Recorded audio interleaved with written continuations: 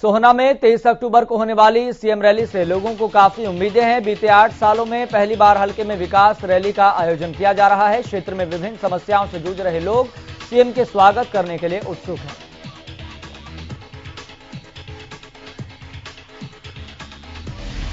वहीं विधायक कंवर संजय सिंह ने भी क्षेत्रवासियों से जुटी जरूरतों की लंबी लिस्ट तैयार की है, जिसे सीएम के सामने पेश किया जाएगा, जिसमें मुख्य रूप से इलाके में ट्रामा सेंटर और कॉलेज खोलने की मांग शामिल होगी।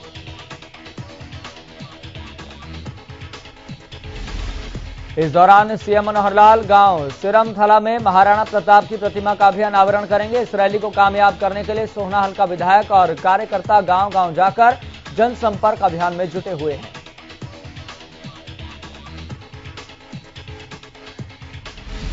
वहीं इलाहाबाद उपचुनाव में बीजेपी उम्मीदवार गोविंद कांडा के प्रचार अभियान में अब सिरसा विधायक गोपाल कांडा भी उतर गए हैं। विधायक गोपाल कांडा और बीजेपी के उम्मीदवार के बेटे धवल कांडा सिरसा के हंजीरा गांव में पहुंचे, जहां ग्रामीणों ने उनका जोरदार स्वागत किया।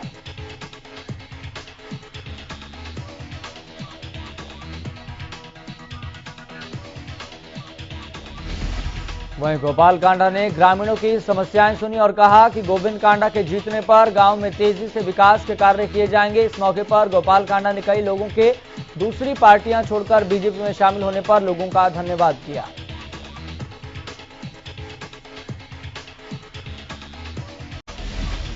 इस दौरान गोपाल कांडा ने गौशाला में पहुंचकर गौओं को गुड़ और चारा भी खिलाया। विधायक गोपाल कांडा ने कहा कि रामपुरिया ढिलो गांव उनका अपना गांव है और उन्हें विश्वास है कि गांव की जनता उनके भाई गोविंद कांडा को भारी मतों से विजयी बनाएगी।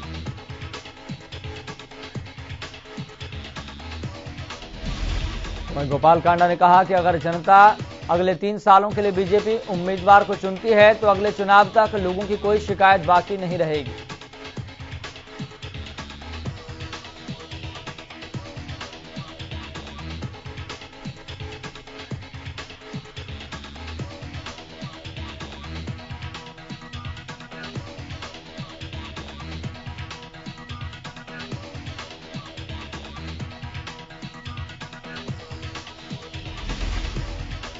वहीं इलाहाबाद विधानसभा उपचुनाव में बीजेपी जेजेपी उम्मीदवार गोविंद कांडा ने सोमवार को क्षेत्र के कई गांवों का दौरा किया। इस दौरान उन्हें सभी गांवों में लोगों का भारी जन समर्थन मिला।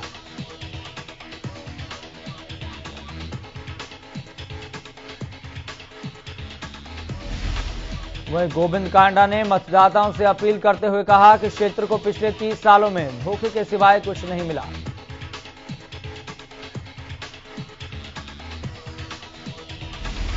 गोविंद कांडा ने कहा कि जनता एक बार उन पर विश्वास करके देखे। वो वादा करते हैं कि इस क्षेत्र की सूरत बदल कर रख देंगे।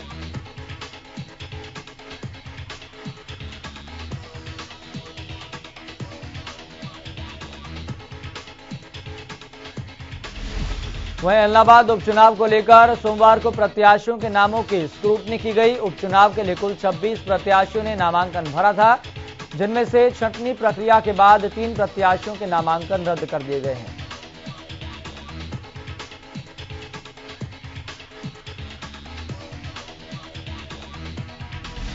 वहीं इलाहाबाद उपचुनाव के मैदान में कुल 23 प्रत्याशी हैं। वहीं इन प्रत्याशियों में अगर कोई अपना नामांकन वापस लेना चाहता है तो उसकी अंतिम तारीख 13 अक्टूबर रखी गई है।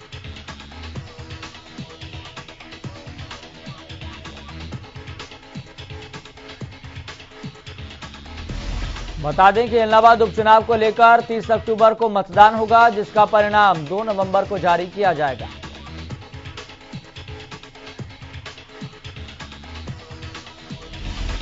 वहीं विजया राजे सिंधिया की जयंती पर पीएम मोदी ने उन्हें नमन किया। पीएम मोदी ने कहा कि वो साहसी और दयालु थी।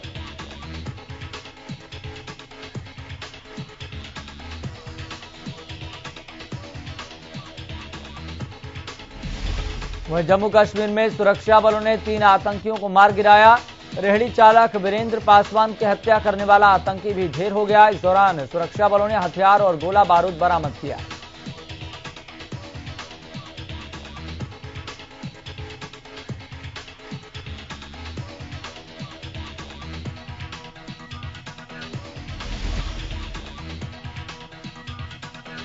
वहीं बीजेपी के प्रदेश अध्यक्ष ओम प्रकाश धनखड़ ने इलाहाबाद के गुरु घर में बीजेपी नेताओं के साथ धक्का मुक्की की निंदा की है। उन्होंने कहा कि गुरु घर सबके लिए होता है और वहां राजनीति नहीं होनी चाहिए।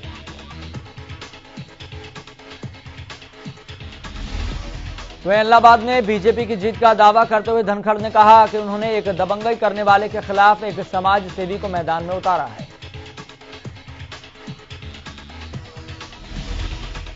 वहीं बीजेपी के प्रदेश अध्यक्ष ओपी धनखड़ का कृषि कानूनों को लेकर यह कहना है कि अब यह वास्तविक एजेंडा नहीं बल्कि सिर्फ एक पॉलिटिकल एजेंडा रह गया है। तीनों कृषि कानून पर स्टे लग गया है, फिर भी क्यों आंदोलन हो रहा है।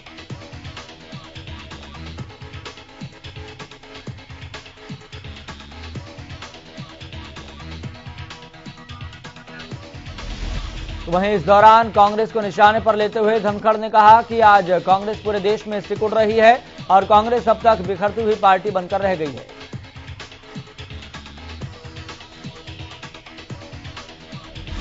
वहीं लखीमपुर हिंसा पर ओपी धनखड़ ने कहा कि बीजेपी हिंसा में विश्वास नहीं करती है। इस मामले में जांच के आदेश दिए गए हैं, रिपोर्ट के आधार पर कार्रवाई की जाएगी।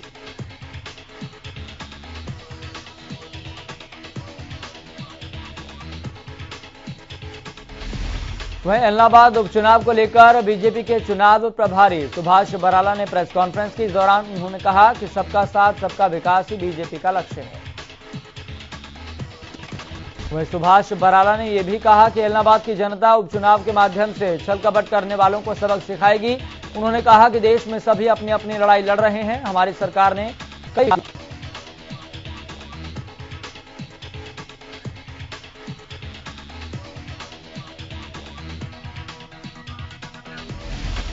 वहीं फरीदाबाद में जिला कष्ट निवारण समिति की बैठक का आयोजन किया गया, जिसमें उप मुख्यमंत्री दुष्यंत चौटाला ने बतौर ग्रीवेंस कमेटी अध्यक्ष होते हुए करीब 20 मामलों पर सुनवाई की, जिनमें से 15 मामलों को सुलझा दिया गया।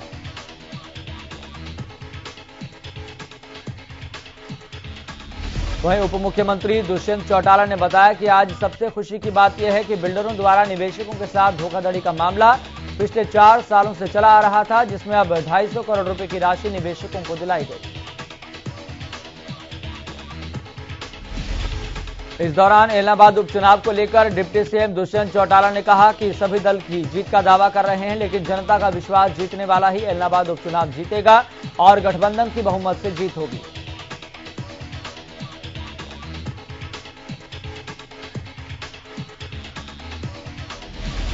तो वहीं नेता प्रतिपक्ष भूपेंद्र सिंह हुड्डा सोमवार को करनाल के तरावड़ी अनाज मंडी पहुंचे। इस दौरान भूपेंद्र हुड्डा ने फसल की खरीद और एमएसपी को लेकर सरकार को घेरा। भूपेंद्र हुड्डा ने कहा कि पंजाब में पोर्टल सिस्टम नहीं है, बावजूद इसके पंजाब में धान की खरीद अच्छी चल रही है। उन्होंने कहा कि सरकार ने 72 घंटे में फसल भुगतान के दावे किए थे, लेकिन किसानों को पेमेंट नहीं मिली है। इसके साथ ही उन्होंने कहा कि खरीद शुरू करने और राइस मिलर्स नियुक्त करने में देरी की गई है।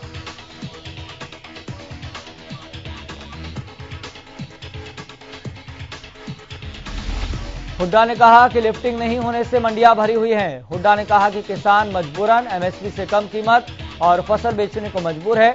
इस दौरान उन्होंने कहा कि कांग्रेस सरकार आने के बाद पोर्टल सिस्टम को खत्म करेंगे।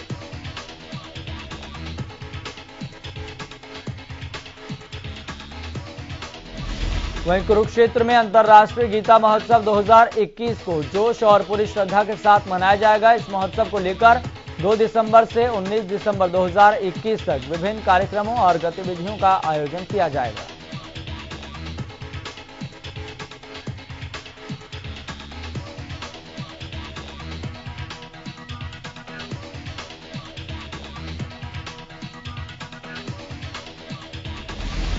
वहीं दिल्ली हरियाणा बॉर्डर पर महीनों से चल रहे किसान आंदोलन से स्थानीय लोगों को कई तरह की परेशानियों का सामना करना पड़ रहा है। आंदोलन के चलते बॉर्डर एरिया में रास्ते बंद हैं। स्थानीय लोगों को आवाजाही के लिए जद्दोजहद करनी पड़ती है। वहीं लोगों की मुश्किलों को देखते हुए जिला प्रशासन किसानों को रास्ता खोलने को लेकर मनाने में जुटा है। एक बार फिर प्रशासनिक अधिकारियों ने किसान प्रतिनिधियों के साथ बैठक की और रास्ता खोलने को लेकर मंथन किया गया।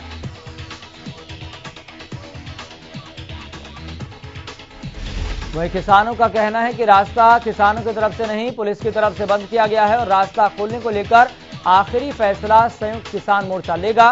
रास्ता खोलने को लेकर अगली बैठक 14 अक्टूबर को होगी।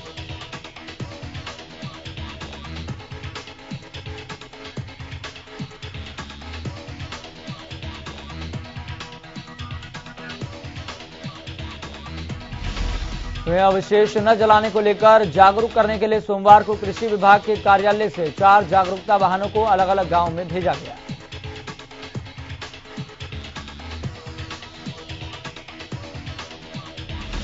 वहीं उप कृषि निदेशक डॉक्टर बाबूलाल और ज्वाइंट कृषि निदेशक राम प्रताप ने वाहनों को झंडी दिखाकर रवाना किया। जागरूकता वाहनों द्वारा जिले के लगभग 251 गांवों में किसानों को पराली नहीं जलाने के लिए जागरूक किया जाएगा।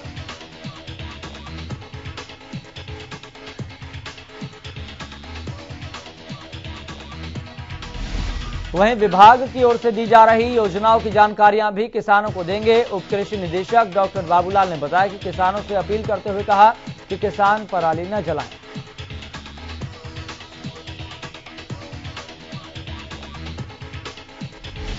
वहीं धान की कटाई का सीजन शुरू होते ही खेतों में पराली जलाने का सिलसिला एक बार फिर से शुरू हो गया है।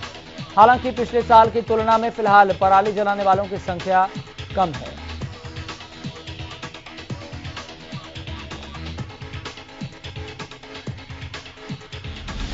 लेकिन जहां भी पराली जली है वहां की लोकेशन प्रशासन की तीसरी आंख यानी कि सैटेलाइट ने उसे डिटेक्ट कर जिला प्रशासन के पास भेजा है। फिलहाल 5 स्थानों पर पराली में आग लगाए जाने की सूचना हरसिक सैटेलाइट के द्वारा मिली है।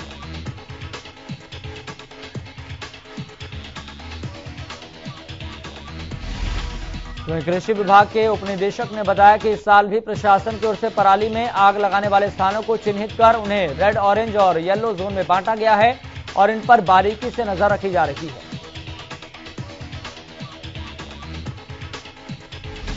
वहीं कालामाली अनाज मंडी में किसान और मजदूर राइस मिलर्स की मनमानी से तंग आ चुके हैं। मंडी में धान की फसलों को बिना साफ किए और बिना तोले ही कट्टों में भरा जा रहा है। वहीं धान की क्वालिटी जांच के लिए कोई अधिकारी भी मौके पर तैनात नहीं है। बीते 4 दिनों से मिलर्स की मनमानी का सिलसिला लगातार जारी है।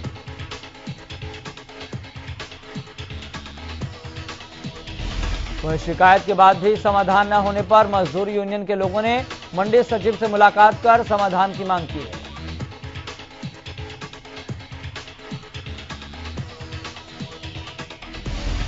झज्जर में सरसों की बिजाई का समय शुरू हो चुका है, लेकिन खाद की भारी कमी होने के चलते किसानों को परेशानियों का सामना करना पड़ा।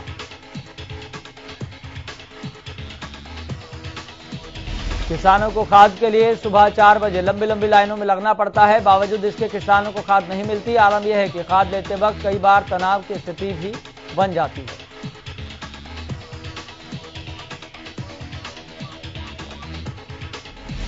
जिसको देखते हुए पुलिस को भी बुलाया गया, लेकिन फिर भी बात नहीं बनी। वहीं किसानों ने प्रशासन पर कालाबाजारी का आरोप भी लगाया और कहा कि उनकी समस्या सुनने वाला कोई नहीं है।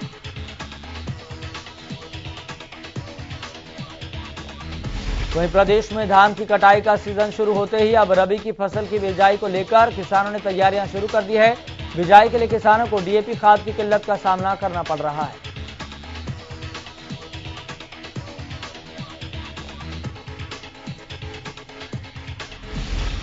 वहीं फतेहाबाद में खाद केंद्रों पर इस समय डीएपी खाद का स्टॉक 0 है। किसान बार बार खाद केंद्रों के चक्कर काट रहे हैं, लेकिन उन्हें खाद नहीं मिल पा रही।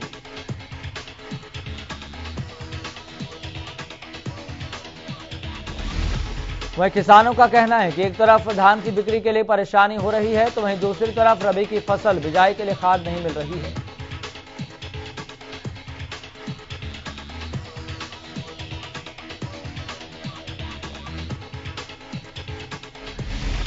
वहीं गोहाना की अनाज मंडी में पीआर धान की खरीद समय पर नहीं होने से किसान नाराज दिखे। प्रशासन के खिलाफ जमकर नारेबाजी करते हुए सरकारी एजेंसी हेफ्ट के मैनेजर को भी बंधक बना लिया।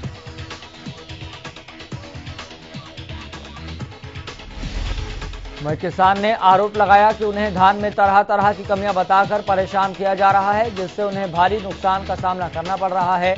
दूसरी तरफ गोहाना मंडी में लाखों क्विंटल धान खुले आसमान में पड़ा हुआ है। वहीं किसान धान को बेचने के लिए कई दिनों से मंडी में डेरा लगाए बैठे हैं।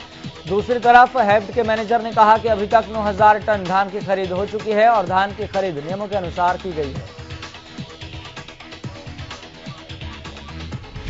वहीं एनडीसी पोर्टल में आ रही दिक्कतों को लेकर सोमवार को एक बार फिर प्रॉपर्टी डीलर एसोसिएशन ने अपने सदस्यों और लोगों के साथ नगर निगम में प्रदर्शन किया। निगम के खिलाफ काफी देर तक ये प्रदर्शन चलता रहा।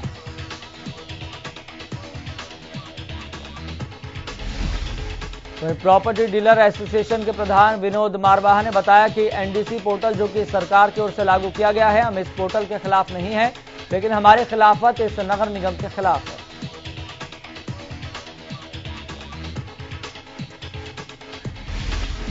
उन्होंने कहा कि जब भी हम एनडीसी पोर्टल पर जाते हैं तो हमारी अप्रूव्ड कॉलोनियों को अनअप्रूव्ड बताया जाता है, जो कॉलोनियां लगभग 25 से 30 साल पुरानी है। उन्होंने बताया कि पिछले 4 महीने से नगर निगम के चक्कर लगा रहे हैं, लेकिन आज तक कोई भी समाधान नहीं निकला।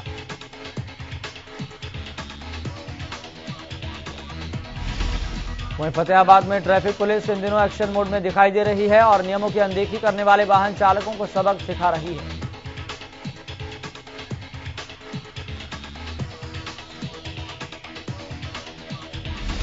वहीं जिले में ट्रैफिक पुलिस ने 6 अक्टूबर से विशेष अभियान चलाया हुआ है, जिसके तहत पुलिस वाहन चालकों को ट्रैफिक नियमों का पाठ पढ़ा रही है।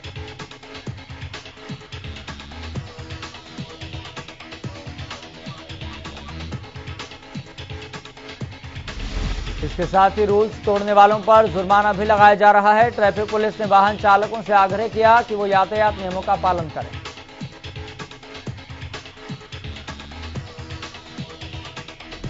वहीं फतेहाबाद में डेंगू के बढ़ते प्रकोप के चलते स्वास्थ्य विभाग अलर्ट दिखाई दे रहा है। स्वास्थ्य विभाग की टीम ने डेंगू पर काबू पाने के लिए डोर टू डोर सर्वे शुरू कर दिया है। वहीं सर्वे के दौरान 36 जगहों पर डेंगू का लार्वा मिला, जिसे स्वास्थ्य विभाग की टीम ने नष्ट कर दिया। जिले में डेंगू पीड़ित मरीजों की संख्या बढ़कर 62 हो गई है।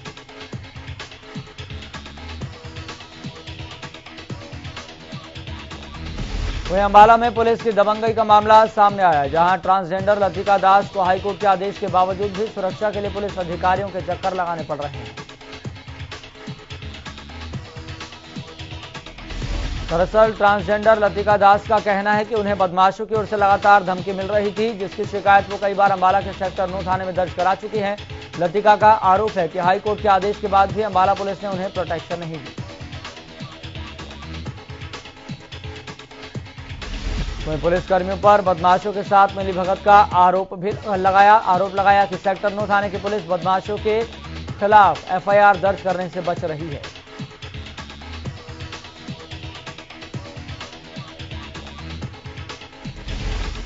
वहीं शहर के प्रेम नगर में दिल दहला देने वाली घटना सामने आई। आपको बता दें कि सरकारी स्कूल के पास से गुजर रहे युवक पर एक अन्य युवक ने तेज धार हथियार से हमला कर मौत के घाट उतार दिया। वहीं सूचना मिलने के बाद तुरंत पुलिस मौके पर पहुंची और जांच में जुटी। फिलहाल हत्या के कारणों का अभी तक पता नहीं चल पाया है। वहीं पुलिस मौके पर पहुंचकर वहां से तथ्यों को जुटाने में लगी है। यह घटना करीब 12 बजे की बताई जा रही है। वहीं मृतक युवक का नाम उज्जवल बताया जा रहा है। डीएसपी रामकुमार ने बताया कि मामले की जांच चल रही है और जल्द ही आरोपियों को गिरफ्तार कर लिया जाएगा। वहीं पुलिस मौके पर तथ्यों को जुटाने के लिए आसपास के लोगों के पास लगे सीसीटीवी फुटेज खंगालने पर जुटी है, जिसमें युवक लगातार दूसरे युवक पर वार करता हुआ नजर आ रहा है।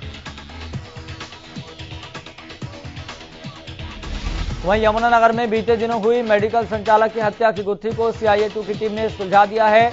बताया जा रहा है कि मेडिकल संचालक मोहम्मद यूनिस का हेल्पर आलम ही उसका हत्यारा निकला है। वहीं मोहम्मद आलम को सीआईए2 की टीम ने गिरफ्तार कर लिया है। जांच में सामने आया कि पैसों के लेन देन और खुद को हुए घाटे की वजह से इस हत्या की वारदात को अंजाम दिया गया। आरोपी आलम पर नवाबगंज बरेली में अपनी पत्नी की हत्या के प्रयास का भी मामला दर्ज है। सीआईए2 की टीम आरोपी को कोर्ट में पेश कर पुलिस रिमांड पर लेगी ताकि पूरे मामले का खुलासा हो सके।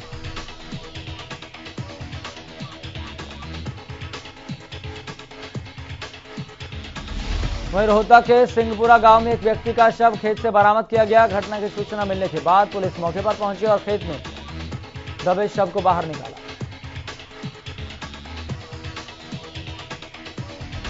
मृतक की पहचान यूपी के शाहजहांपुर निवासी संतोष के रूप में हुई है। पुलिस ने शव को कब्जे में लेकर परिजन के बयान के आधार पर कार्रवाई शुरू कर दी है।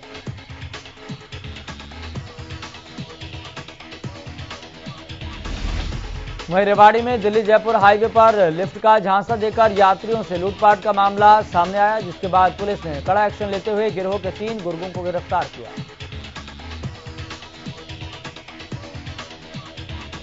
वहीं लूटपाट की घटना की शिकायत धारूहेड़ा थाना पुलिस को काफी समय से मिल रही थी, जिसके बाद पुलिस ने गुप्त सूचना के आधार पर आरोपियों को धर दबोचा। पूछताछ के दौरान आरोपियों ने हाईवे पर 2 लूट की वारदात को कबूला। फिलहाल पुलिस ने तीनों आरोपियों को रिमांड पर ले रखा है, ताकि लूटपाट की अन्य वारदातों के बारे में भी पता चल सके।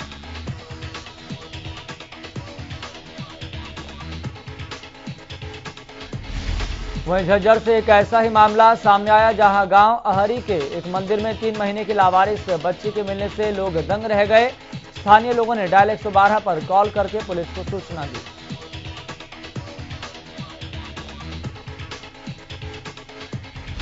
जिसके बाद पुलिस की टीम मौके पर पहुंची और नन्ही बच्ची को सामान्य अस्पताल में लाया गया। डॉक्टर्स की टीम ने बच्ची के स्वास्थ्य की जांच की। वहीं पुलिस अधिकारी ने जानकारी देते हुए बताया गया कि जिले के सभी थाना प्रभारियों को बच्ची के माता पिता की तलाश के निर्देश दिए गए हैं।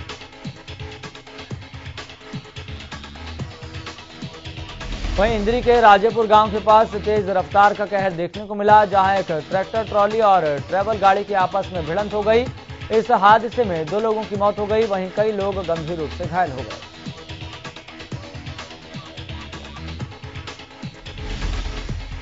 घटना की सूचना मिलने के बाद पुलिस मौके पर पहुंची और घायलों को इंद्री के सिविल अस्पताल में भर्ती कराया गया। फिलहाल पुलिस द्वारा आगे की कार्रवाई की जा रही है। वहीं रतिया रोड स्थित दुर्गा धर्मशाला में दिल्ली से आए कपड़ा व्यापारी की संदिग्ध परिस्थितियों में मौत हो गई, जिसकी सूचना पुलिस को दी गई। वहीं पुलिस ने मौके पर पहुंचकर कमरे का दरवाजा तोड़कर शव को कब्जे में लिया। एसआई रमेश कुमार ने बताया कि घटना की जानकारी मृतक के परिजनों को दे दी गई है और आगे की कार्रवाई शुरू कर दी गई है।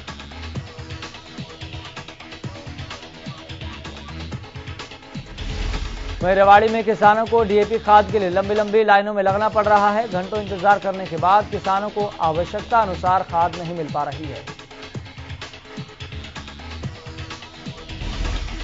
वहीं 2 बैग डीएपी के साथ 1 बैग सल्फर और सरसों का बीज लेना अनिवार्य किया गया है। रेवाड़ी ही नहीं, धारूहेड़ा, बावल और कोसली में भी किसानों को ऐसी ही परेशानी का सामना करना पड़ रहा है।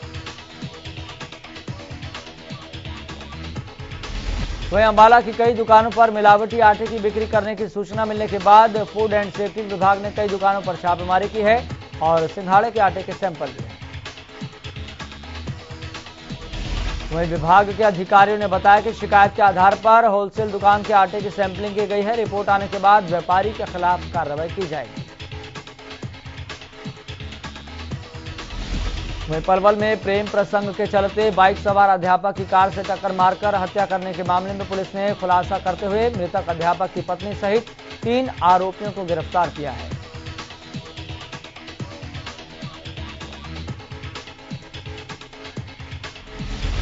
वहीं हत्या से पहले अध्यापक की रैकी करने वाला आरोपी अब भी फरार है। हालांकि पुलिस ने जल्द ही उसे भी गिरफ्तार करने का दावा किया है। पुलिस ने गिरफ्तार आरोपियों को कोर्ट में पेश कर पुलिस ने रिमांड पर लिया है। रिमांड अवधि के दौरान आरोपियों के कब्जे से हत्या में प्रयोग एसयूवी कार को बरामद करने की कोशिश पुलिस करेगी। वहीं जुलाना से एक 8 वर्षीय नाबालिग के साथ कुकर्म का मामला सामने आया, जहां गांव के ही 2 युवकों पर बच्चे के साथ दुष्कर्म का आरोप लगा है। वहीं पुलिस को दी गई शिकायत में मां ने बताया कि दोपहर में बच्चा गली में खेल रहा था और कुछ समय बाद जब वो रोता हुआ घर आया और पूरी घटना बताई। वहीं घटना के बाद से दोनों आरोपी गांव से फरार है। पुलिस उनकी तलाश में जुटी है। वहीं करनाल पुलिस की डिटेक्टिव टीम ने 2 शातिर चोरों को गिरफ्तार किया है। ये चोर बसों में जेब काटने की वारदात को अंजाम देते थे।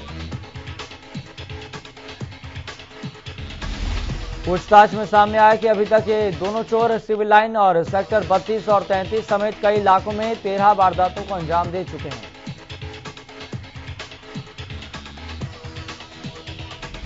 वहीं बस में भीड़ के चढ़ने पर मौका देखकर ये बदमाश उस सवारी को अपना शिकार बनाते थे जिसका पर्स भारी लगता था। वहीं विश्व कुश्ती चैंपियनशिप में सिल्वर मेडल जीतकर गोहाना पहुंची पहलवान अंशु मलिक का जोरदार स्वागत किया गया। वहीं इस मौके पर अंशु मलिक ने कहा कि उनको बहुत खुशी है कि उन्होंने देश के लिए मेडल जीता है। उन्होंने कहा कि वो आगे कोशिश करेंगी कि देश के लिए गोल्ड मेडल लेकर आए।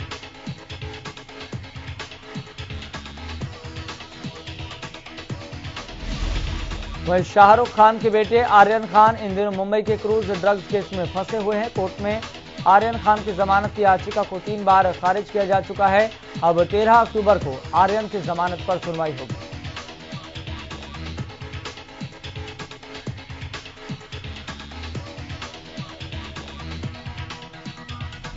वहीं अमिताभ बच्चन ने अपना 79वां जन्मदिन खास अंदाज में मनाया। कई फ्रेंड्स और सोशल मीडिया यूजर्स की नाराजगी को देखते हुए पान मसाले के विज्ञापन से अमिताभ ने अपना नाम वापस ले लिया।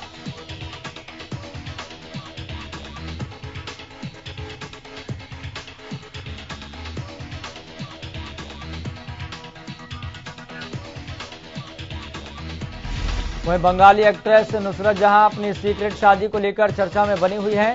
यश देशगुप्ता के जन्मदिन के मौके पर नुसरत जहां ने सोशल मीडिया पर उन्हें हस्बैंड कहकर संबोधित किया। सेलिब्रेशन के दौरान की कुछ झलकियां भी शेयर की हैं।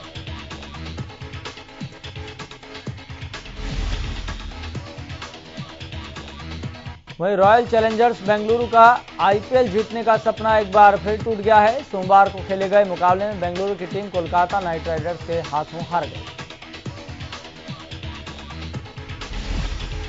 कोलकाता नाइट राइडर्स के खिलाफ सोमवार को खेले गए मुकाबले में आरसीबी ने पहले बल्लेबाजी करते हुए 138 रन बनाए थे। कोलकाता ने आखिरी ओवर में इस टारगेट को पार कर लिया।